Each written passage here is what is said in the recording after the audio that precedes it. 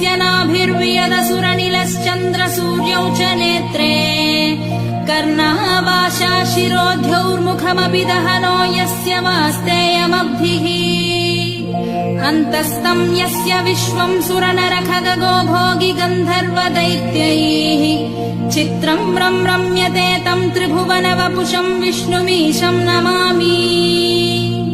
ॐ नमो भगवते वासुदेवाय। शान्ताकारम् भुजगशयनम् पद्मनाभम् सुरेशम् विश्वाधारम् गगनसदृशम् मेघवर्णम् शुभाङ्गम् लक्ष्मीकान्तम् कमलनयनम् योगिहृद्ध्यानगम्यम् वन्दे विष्णुम् भवभयहरम् सर्वलोकैकनाथम्। मेघश्यामम् पीतकौशेयवासम् श्रीवत्साङ्कम् कौस्तुभोद्भासिताङ्गम् पुण्योपेतम् पुण्डरीकायताक्षम् विष्णुम् वन्दे सर्वलोकैकनाथम्।